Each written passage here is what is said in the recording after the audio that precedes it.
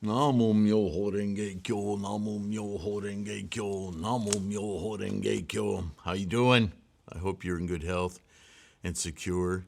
It is freaking cold here in Mississippi. All week is going to be in the 30s. I think it's less than that right now. I'm not sure, but there's frozen. It looks like snow, but it's ice. It's frozen rain on the ground. It's a little tricky getting out here. Oof, weather. And who would have thought? I'm in the South. That's supposed to mean heat and humidity. I still can't get over it. I've been here for 24 years. I still can't get over it. All right.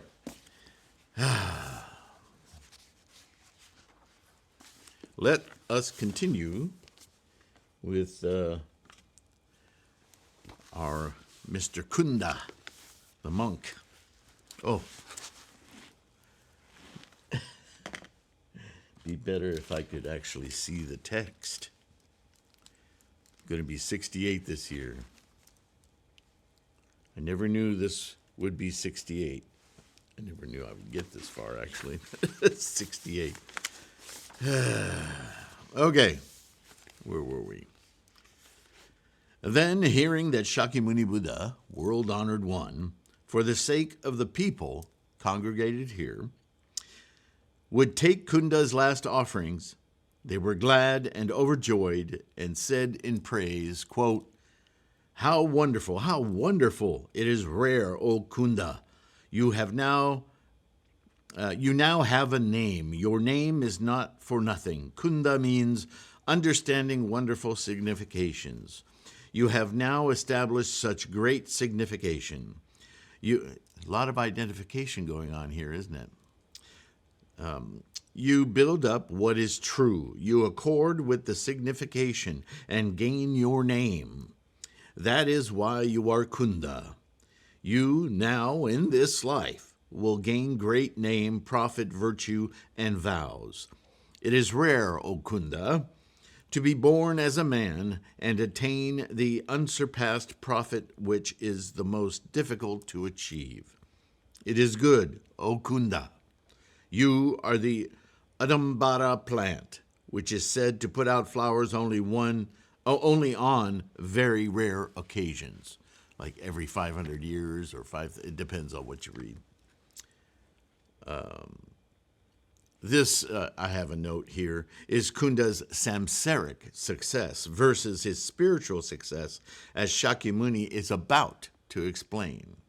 Okay, so it is very rare that the Buddha appears in the world. It is also hard to meet with the Buddha, gain resolve, and hear his lectures. It is harder still to be able to make the final offerings to him at the time of his entering nirvana and well attain all of this.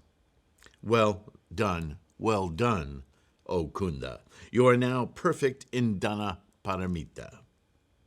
This is as on the 15th of the autumnal month, when the moon is pure and full, when there is not a speck of cloud in the pure lands, and all beings look up and utter praise. The same your last offerings, and makes you the same is it the case with you, whom we look upon to and praise. Shakyamuni Buddha now takes your last offerings and makes you perfect in dana paramita. Oh, well done, O Cunda.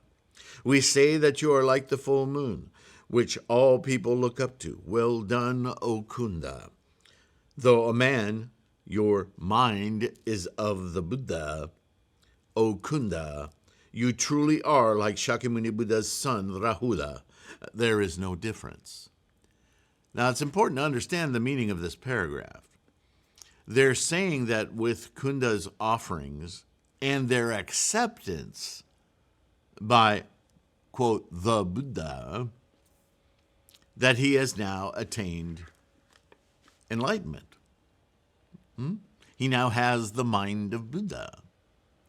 This is our entire goal. And in case you didn't get all the analogous verbiage here, this offering of everything is metaphor. Not sure what the right word is here. It's analogous to our practice in giving up all of our attachments. Did you catch this? See, all of these gifts, these utensils, right? It's not an accident that the translators use the word utensils, because it's not the things themselves. It's the device that provides ownership, manipulation, movement. Think of a knife and fork, utensils, right? What good is the meal without the, well, in India, they would just shovel it in with their hands, right? They still eat with their hands today. I'm not saying that's a bad thing, but I'm saying the use of the word utensils is to indicate that these are a tertiary connection between the identified self and the identified thing. There's this thing in between that facilitates that, right? And the fact that the Buddha accepts the gifts, right? It's not like Shakyamuni is like under the Christmas tree opening boxes.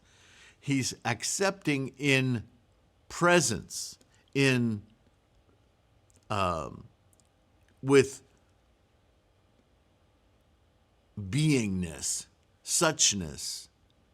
The commitment, right? The attitude and intent of the giver of all of these things that can it be called a gift if you don't have an attachment to it? Don't we often give to others what we like or what we think they like, right? You don't just reach into a bag of stuff and say, give them this. There's usually more a thought, intent, right? So this whole thing is about practice. It's about giving up our worldly possessions, our attachments, our identification, and that our Buddha mind, the Buddha, right, is perceiving the sincerity of that. This is the whole quagmire that Shakyamuni's been working on since the Lotus Sutra to get, well, before the Lotus Sutra, but in the Lotus Sutra, he really broke it down. And you have to understand that Buddha is some experience of the sentient mind, yours and mine and theirs. It's not some physical thing. It's not a person. It's not emanating from one location. It's only in your sentient mind where you can experience the consciousness of Buddha. Right? It's a consciousness. And only you can access it. So the idea that this is set up in this huge audience, just throwing stuff at this one guy, really think of it, and I'm going to remind you again, Buddhism is about the mind. So think of all of this as an elaborate story about what's happening in your mind when you finally, with sincerity, completely offer up, or offer isn't really the right word, is it? The offerings are really disconnections from. But the disconnections from are with intent to allow for the instantiation of Buddha consciousness. This is why we chant. This is the phenomenal device that Nichiren was able to give us in this modern era that they wouldn't have understood back then. He's given us a focal point. That focal point, this mandala, right? It has demons on it. It has important figures of all the teachings, right? But in essence, you could look at this mandala as the transition of your dumping your attachments so that you can get through that. Remember the field of corn? I don't think I put that analogy in the book, in the Buddhism reference.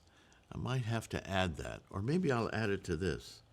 I don't know if you haven't been with me for a long time, you probably haven't watched the videos that where I explained that life is like driving an open air, like Jeep Wrangler at breakneck speed through a fully grown field of corn, and it's just thwack, thwack, thwack, thwack, right? Obstacles and things you're breaking through, and you're trying to get through that field of corn. It's all noise, and all you can think of is all this stuff that you're going through, and your experience of that is like samsara. And then when you break through that, when the offerings are accepted, and you open Gohonzon mind, the Buddha eye, it's like finally reaching the other side of that field and breaking through, boom, and now you're out in blue sky, and all the corn husks are falling off the Jeep, and you can breathe, and you can slow down, and, right? It's that abrupt. So this is an illustration of a different illustration, using the parlance, the vocabulary, the vernacular that was closer to people's experience of life 3,000 years ago. And of course, it's translation after translation after translation, so it's contemporized, yeah? That's why I feel completely at ease correcting, quote unquote, cleaning up, removing as much bias out of this as I can, so that we can see granularly what the intent is, what the meaning of these which is what Shakyamuni exhorts us to do all the time. Certainly Nichiren does, yes? So here you have it. Cunda, for whatever reasons, and you can go back and listen to what we've read, or you can reread for yourself if you get the book, after I address all of those little Melly-Mel markers, that he's achieved with sincerity, letting go of all his Saha world stuff, so that he can, remember, he's a bhikshu, upasaka, but he's a monk. And he's at a place where he understands he can reach, he can open Buddha mind. And so that's what these few paragraphs are about here. But let's not throw a parade just yet. Let's see where we're at. But this is why I just wanted to explain the rhetoric here, what they're getting at, okay? So then those congregated there said in a gatha, in a song,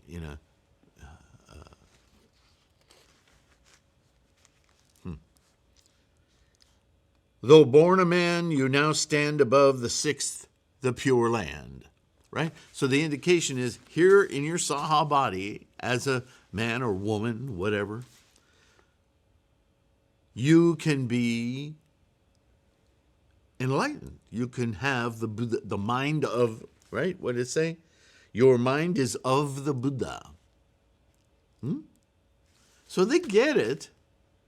I don't understand why it's so hard for them to get it. But remember, the Lotus Sutra has been taught for 8 years, so why they wouldn't get it is kind of mysterious. But here, for the first time in this sutra, we see that they get it, at least for Cunda. Remember, I have a note right here. Remember here, as we learned long ago in the Vimalakirti Sutra, that the Pure Land is none other than the land we are in, albeit completely revealed in an amazing moment-to-moment truth and amazingness by virtue of the mind's clarity and release of delusions of permanence or ownership, right? Okay, the Gatha continues.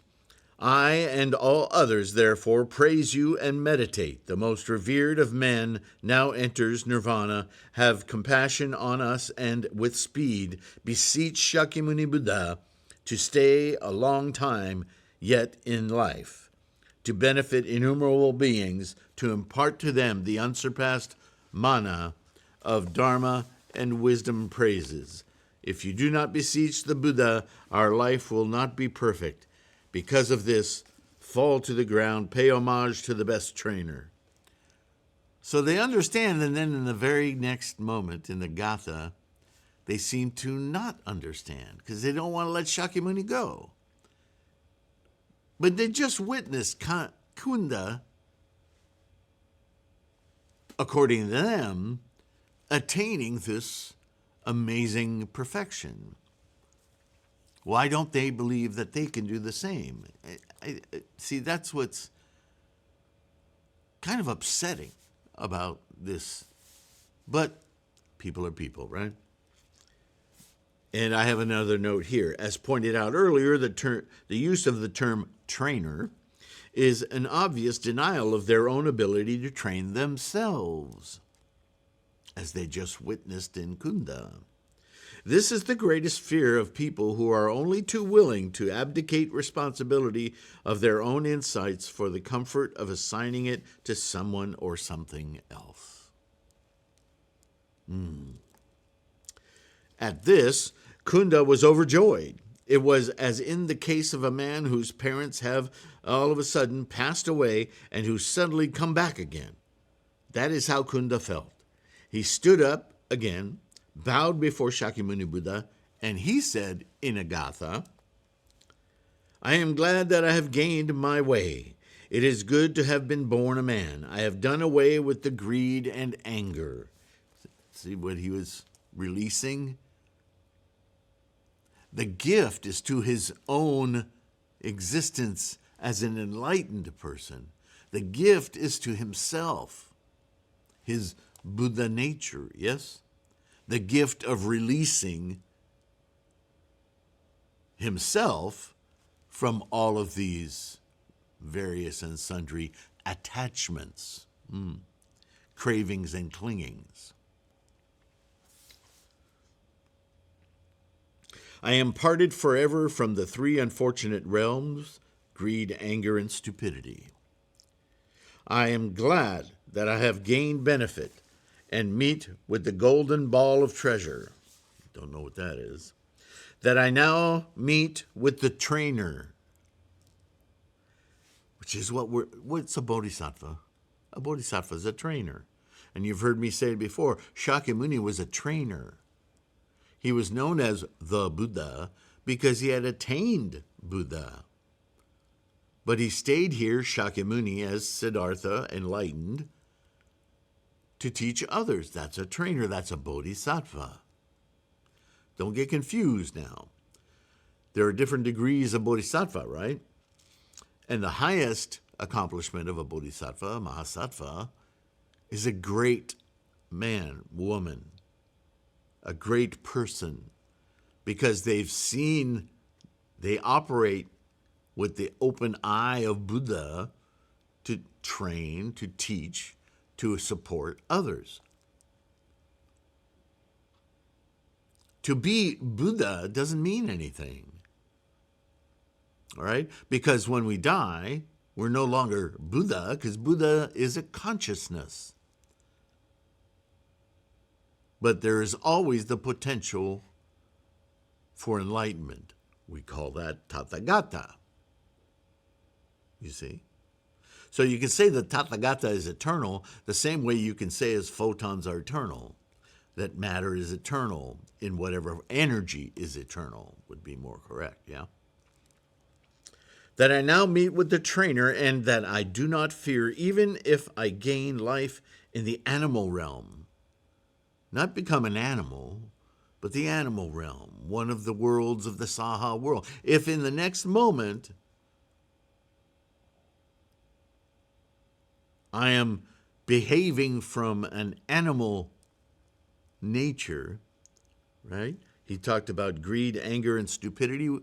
What's the next world? Animality.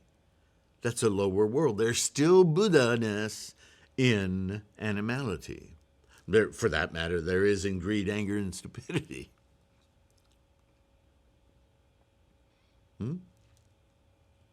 Even if I gain life in the next moment in the animal realm, Shakyamuni Buddha is an Udambara flower, so to speak, one hard to encounter. And it is hard to gain resolve, to stay enlightened, to stay committed to your own enlightenment. You know this, right? Having once encountered, though, and practiced the way, we do away with the sorrows of the hungry pretas, the world of hunger, because we know what satiation is like. Once you experience that moment of enlightenment, once you experience chanting, however long it takes you, 5 minutes, 5 days, 5 years, whenever you finally fuse with that mandala and you experience Buddha consciousness, you never forget it.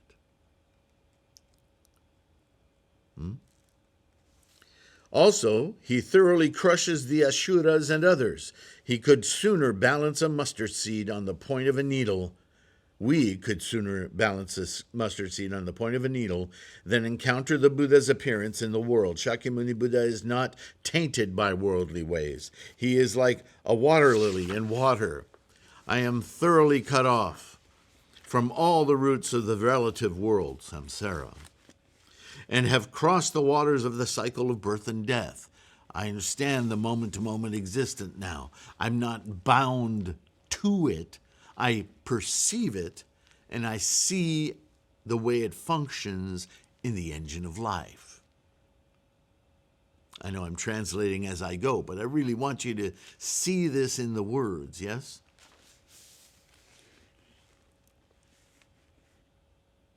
It is hard to be born as a human.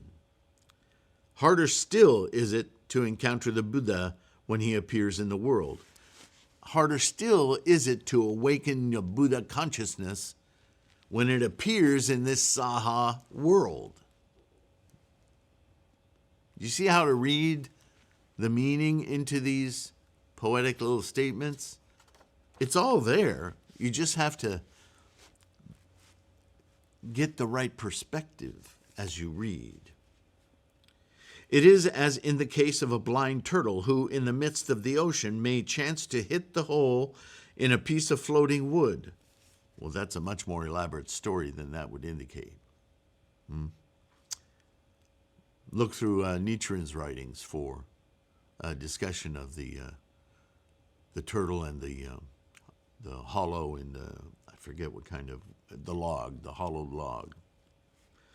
I now offer food and concentrate our thoughts that I will attain the unsurpassed reward, that I will destroy the bond of illusion, and that it will be strong no more, the bond of illusion. I do not seek here to gain an emancipated mind-body. Even having gained that, one's mind is not so sweet. Shakyamuni Buddha accepts this offering of mine. Nothing could ever please me more. This is like the case of the bad-smelling weed, which emits a sandalwood fragrance. I am that weed. Shakyamuni Buddha accepts my offerings. This is like the fragrance that issues from the sandalwood.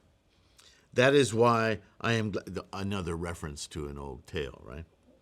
I now, in this life, am rewarded with the highest reward.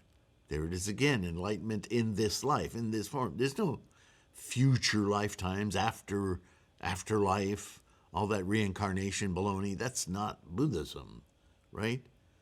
That's just thousands of years old Hindu and other religions founded on the Vedic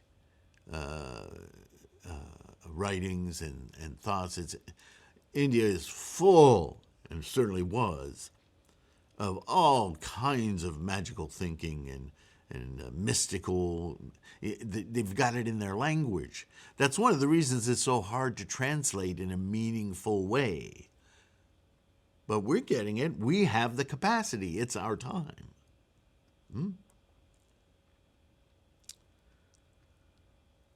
This is like the fragrance that issues from the sandalwood. This is why I am glad I now, in this life, am rewarded with the highest reward. Shakra, Brahma, and all the others come and make offerings to me. All worlds are greatly worried as they now know that Shakyamuni Buddha will enter nirvana. They loudly say, now there is no trainer in the world. Yes, there is. You. We train ourselves. Do not discard all beings. View them as one views one's only son. Shakyamuni Buddha, in the midst of the monks, speaks of superb dharma. This may well be compared to Mount Sumeru, that sits unmolested amidst the great ocean. The Buddha wisdom thoroughly dispels the gloom of man. It is as when the sun rises, all the clouds disperse, and light shines all over. Shakyamuni Buddha thoroughly does away with all illusions. Is it Shakyamuni Buddha, or is it just Buddha-ness that does away with all illusions? That's what it should say, right?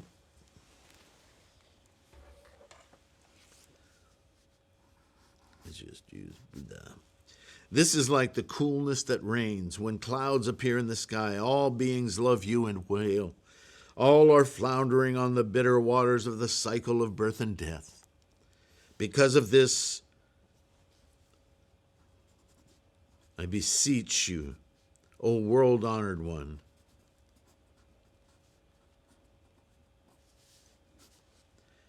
stay long in this life and increase the resolve of all beings. Cut off the suffering of the cycle of birth and death. All right, so Cunda's done with his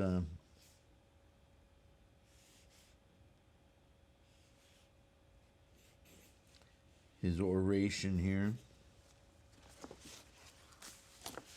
Now it's Shakyamuni Buddha's turn to speak. He said to Cunda, it is thus. All is as you say. It is rare that the Buddha appears in the world. It is as in the case of the Udambara. Now notice he didn't say it is rare that Shakyamuni Buddha appears in the world. It is rare that the Buddha appears in the world. Now those of you who are reading literally would think, well, this is a guy who rarely comes along. Not so. The Buddha is a consciousness. Buddhism is about the mind. So when he says the Buddha appears in the world, and that it is rare that the Buddha appears in the world, he's talking about those who enlighten their minds. Because it's difficult to come to this place where you understand and you commit with resolve to instantiate, to awaken your Buddha consciousness.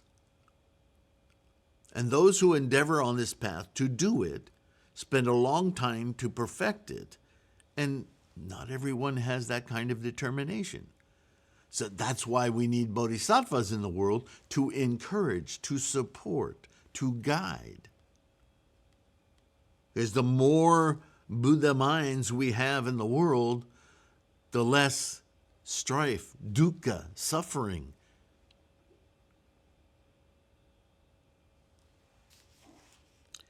To be present at the moment of Shakyamuni Buddha's entering nirvana, to offer him food and thus accomplish Dhanaparamita is as difficult.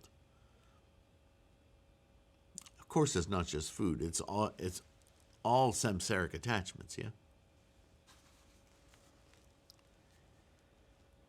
O Cunda, do not be sorry now. Be glad that you now give the final offerings to Shakyamuni Buddha and accomplish well Dhanaparamita. Do not ask the Buddha to remain long in life. You now should meditate on the world of all Buddhas. You and all those others, your friends, your family, so on and so forth. Because obviously you understand, it's not me that's Buddha, it's you. It's a consciousness that only you can experience.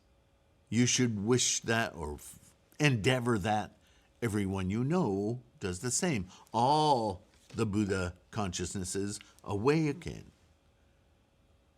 You should do as I have for my 50 past years of life, right? Exemplar.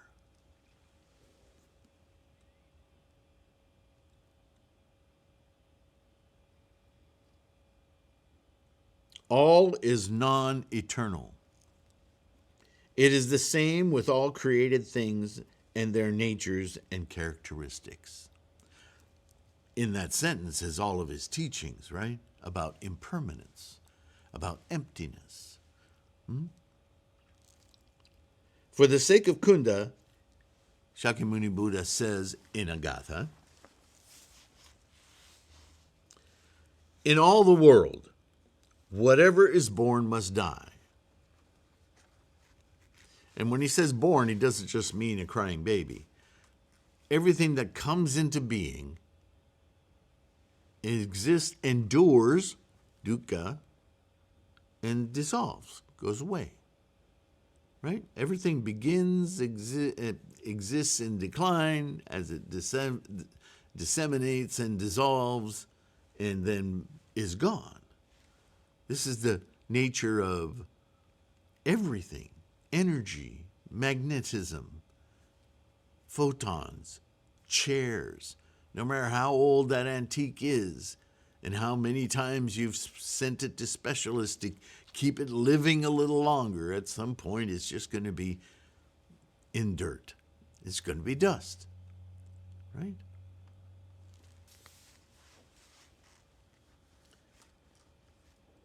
Life looks long, but by nature an end there must be.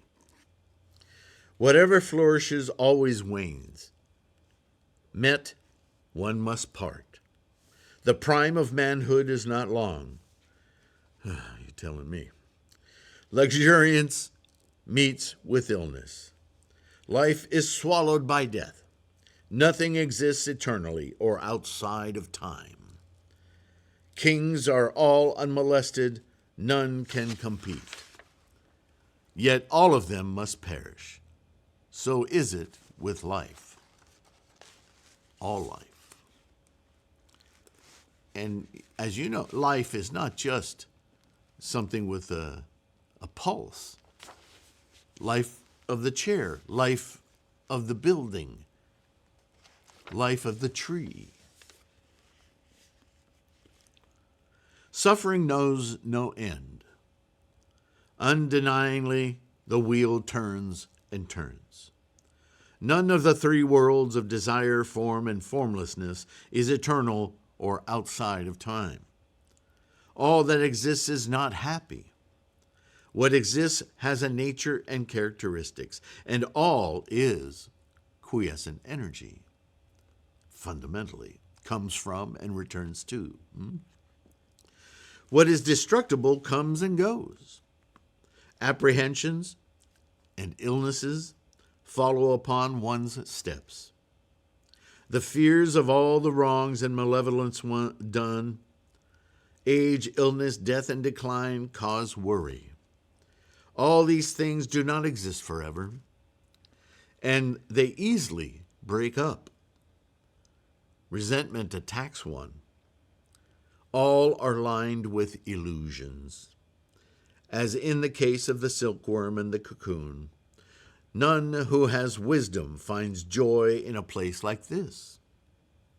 This carnal body is where suffering foregathers. All is impure, like unto strains, carbuncles, boils, and other such. No reason is at bottom. The same applies even to the emancipated mind ones who sit above the lower realms. All desires do not last, so I do not cling. So simple to say. One casts off desires, meditates well, attains the wonderful Dharma, and one who definitely cuts off is samsaric existence, can today gain nirvana. So is in quotes. In other words, thingness, thingifying, identification. This is, this isn't. I is, I am, you are. They're all ises, yes? I pass over to the other shore of is, and stand above all sorrows. Thus I harvest this supreme bliss.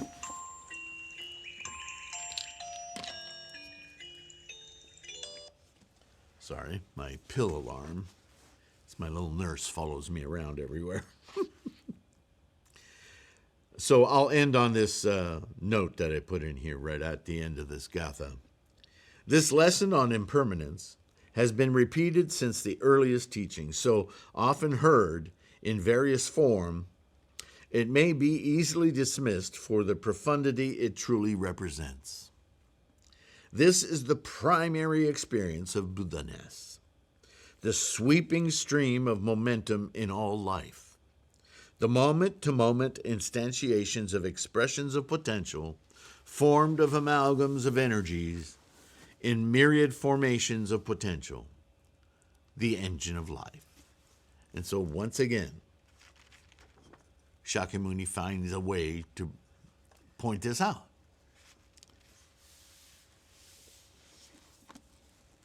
I want to continue, but I don't want these to get too long, so I'll stop here. Got a lot of meat in this chapter, finally getting to the purpose of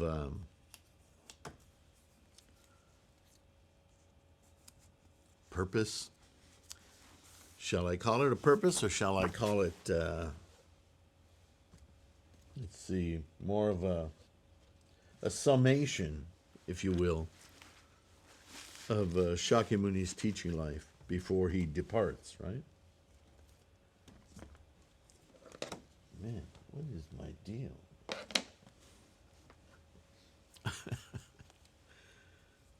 Questions? Comments? That's what the comments are for. We'll return. Cunda will offer his opinion. And we'll see a little chink in what he thinks he understands.